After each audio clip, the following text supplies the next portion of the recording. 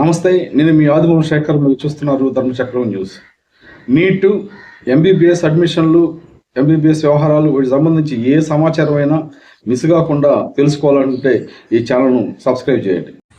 మన అందరం ఎంతో ఉత్కంఠగా ఎదురు చూస్తున్న నీట్ 2025 రిజల్ట్స్ అయితే వచ్చేసాయి. ఎన్టీఏ నేషనల్ టెస్టింగ్ ఏజెన్సీ తన షెడ్యూల్ ప్రకారం ఈరోజు రిజల్ట్స్ని తన వెబ్సైట్లో రిలీజ్ చేసింది. గతంలోనే రిలీజ్ చేసిన మన ఓఎంఆర్ షీట్స్ ఆన్సర్ కీ ద్వారా మన మార్కుల్ని చెక్ చేసుకున్నాం. ఎవరికి ఎన్ని మార్కులు వచ్చినాయో ఇప్పటికే ఒక ఐడియా వచ్చింది. ఇప్పుడు రిలీజ్ చేసిన ఈ ర్యాంక్ కార్డుతో జనరల్ ర్యాంక్ ఎంత వచ్చింది, కేటగిరీ ర్యాంక్ ఎంత వచ్చింది అది కూడా ఒక స్పష్టత వచ్చి ఉంటుంది.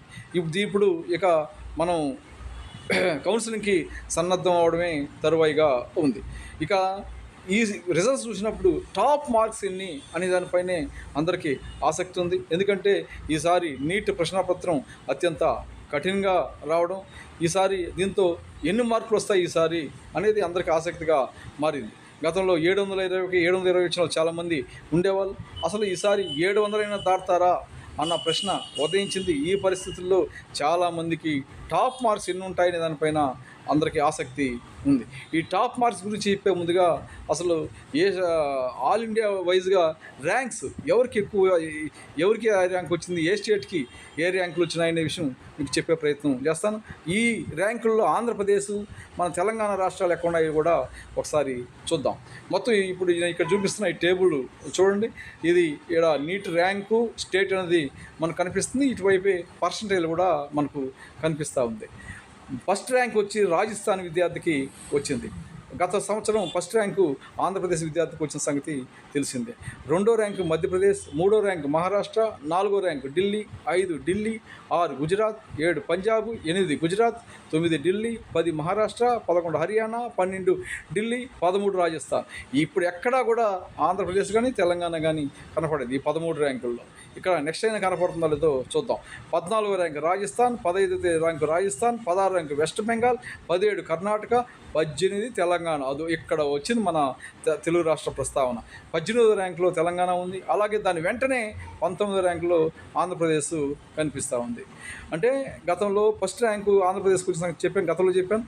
ఈసారి ఆంధ్రప్రదేశ్ 19వ ర్యాంకు దాకా వెళ్ళిపోయిందనమాట.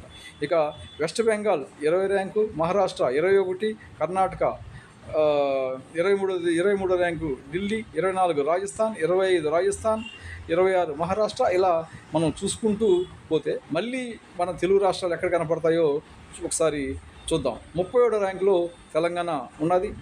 తెలంగాణకి 37వ ర్యాంకు వచ్చినది. అలాగే ఇక్కడ చూస్తూ పోతే తెలంగాణకి 46వ ర్యాంకు ఉంది. అలాగే 48వ ర్యాంక్ కూడా తెలంగాణకి ఉంది. ఆంధ్రప్రదేశ్ ఇక్కడ ఇక్కడ వచ్చింది మళ్ళీ 56వ ర్యాంకులో ఆంధ్రప్రదేశ్ ఉంది. 59లో కూడా ఆంధ్రప్రదేశ్ ఉంది. నేను మొదటి 100 ర్యాంక్స్ గురించే చూపించే ప్రయత్నం చేస్తున్నాను. ఇక 64వ ర్యాంక్ కూడా ఆంధ్రప్రదేశ్ ఉన్నది. ఇలా చూస్తే 70వ ర్యాంకు ఆంధ్రప్రదేశ్ ఉంది. ఇంకా అలా చూస్తే ఢిల్లీ, కర్ణాటక, ఇక్కడ మళ్ళీ ర్యాంకులు అయితే 92వ ర్యాంకులో ఆంధ్రప్రదేశ్ కనపడుతుంది. 95 ర్యాంకులో తెలంగాణ కనిపిస్తూ ఉంది. ఇవి టాప్ 100 ర్యాంక్స్ సంబంధించి చూసినప్పుడు ఆంధ్రప్రదేశ్, తెలంగాణ ఈసారి వెనకబడినట్టుగా కనిపిస్తూ ఉంది. గతంలాగా అంత టాప్ ర్యాంక్స్ అయితే ఈసారి మనకైతే కనపడలేదు. ఇక మార్కులు, టాప్ మార్క్స్ గురించి మనం మాట్లాడుకోవాలనుకున్నాం. ఈసారి ఎక్కువ మార్కులు ఎంత, ఆల్ ఇండియాలో టాప్ మార్క్స్ ఎన్ని అనేది చూసుకున్నప్పుడు ఒక టేబుల్ మీకు చూపిస్తాను. అందులో చాలా విషయాలు ద్వారా మనం అర్థం చేసుకోవచ్చు. ఇప్పుడు జాగ్రత్తగా ఈ టేబుల్ని ఒకసారి చూడండి. 651 మార్కుల నుంచి 686 మార్కులు వచ్చిన విద్యార్థులు 73 మంది ఉన్నారని ఇక్కడ ఇచ్చారు. అంటే 686 మార్కులు మాత్రమే ఈసారి టాప్ అనేది చాలా స్పష్టంగా మనకు అర్థమవుతుంది. ఇంకా లాస్ట్ ఇయర్ 720 మార్కులు వచ్చిన వాళ్ళు కూడా ఉన్నారు. ఈసారి 686 మార్కులనే టాప్ మార్క్స్గా మనం గుర్తించాలి. ఇక ఏ ర్యాంక్ నుంచి ఏ ర్యాంక్ మధ్యలో ఎంతమంది ఉన్నారు, 651 నుంచి 686 మార్కుల మధ్య వచ్చిన వాళ్ళు 73 మంది ఉన్నారు. 601 నుంచి 650 మధ్యలో 1259 మంది ఉన్నారు. 551, 600 మధ్య వచ్చిన వాళ్ళు 10,000 మంది ఉన్నారు. 501, 550 మధ్య వచ్చిన వాళ్ళు 39,000 మంది ఉన్నారు. 451, 500 మధ్య వచ్చిన వాళ్ళు 69,000 మంది ఉన్నారు. 401, 450 మధ్య వచ్చిన వాళ్ళు 88,000 ఉన్నారు. 351, 400 మధ్య వచ్చిన వాళ్ళు 1,05,000 మంది అయితే ఉన్నారు. 301, 350 మధ్య వచ్చిన వాళ్ళు 1,26,000 ఉన్నారు. 251, 300 మధ్య వచ్చిన వాళ్ళు 1,57,000 మంది ఉన్నారు. 201, 250 మధ్య వచ్చిన వాళ్ళు 1,98,000 మంది ఉన్నారు. 144, 2,000 మధ్య వచ్చిన వాళ్ళు 3,03,000 మంది అయితే ఉన్నారు. ఇక ఏ మార్క్స్కి ఎంత ర్యాంక్ వచ్చింది అనేది మనం గమనిస్తే 502 మార్కులు వచ్చిన వాళ్ళకి 50,000 ర్యాంక్ అయితే వచ్చింది. 464 మార్కులు వచ్చిన వాళ్ళకి 1,00,000 ర్యాంక్ ఉంది. 433 మార్కులు వచ్చిన వాళ్ళకి 1,50,000 ర్యాంక్ ఉంది. 405 మార్కులు వచ్చిన వాళ్ళకి 2,00,000 ర్యాంక్ ఉంది. 380 మార్కులు వచ్చిన వాళ్ళకి 2,50,000 ర్యాంక్ ఉంది. 357 మార్కులు వచ్చిన వాళ్ళకి 3,00,000 ర్యాంక్ ఉంది. 3,50,000 ర్యాంక్ వచ్చిన వాళ్ళ మార్కులు చూస్తే 336గా ఉన్నాయి. 4,00,000 ర్యాంక్ వచ్చిన వాళ్ళు చూస్తే 316 ఉన్నాయి.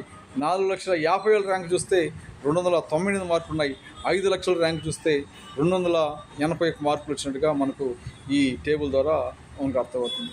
ఇంకా ఇవి కాకుండా ఫిమేల్ టాప్ 10 ఇచ్చారు. మేల్ టాప్ 10 లిస్ట్ ఇచ్చున్నారు ఇందులో. అలాగే ఎస్సీల్లో టాప్ 10, బీసీల్లో టాప్ 10, ఎస్టీల్లో టాప్ 10, ఈడబ్ల్యూఎస్ టాప్ 10, ఇలాగా అన్ని కేటగిరీలో టాప్ 10, టాప్ 5 అలాగా మొత్తం అన్ని వివరాలు సమగ్రంగా ఈ పీడిఎఫ్లో అయితే ఇచ్చారు. అలాగే ఏ స్టేట్ నుంచి ఎంతమంది హాజరయ్యారు, ఎంతమంది క్వాలిఫై అయ్యారు, 2019 నుంచి కూడా ఈ వివరాలని ఈ ఎన్టీఏ రిలీజ్ చేసింది.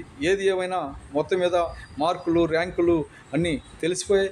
ఇంకా టెన్షన్ అంతా తీరిపోయినట్టే. విద్యార్థులు కౌన్సిలింగ్కి రెడీ అవ్వచ్చు. అది నోటిఫికేషన్ కూడా త్వరలోనే వచ్చే అవకాశం అయితే ఉంటుంది. దీనికి సంబంధించి ఏమన్నా వివరాలు కావాల్సింటే కింద కామెంట్ బాక్స్లో కామెంట్ చేయండి. నేను వీలు పడితే అందించే ప్రయత్నం అయితే చేస్తాను. నమస్తే.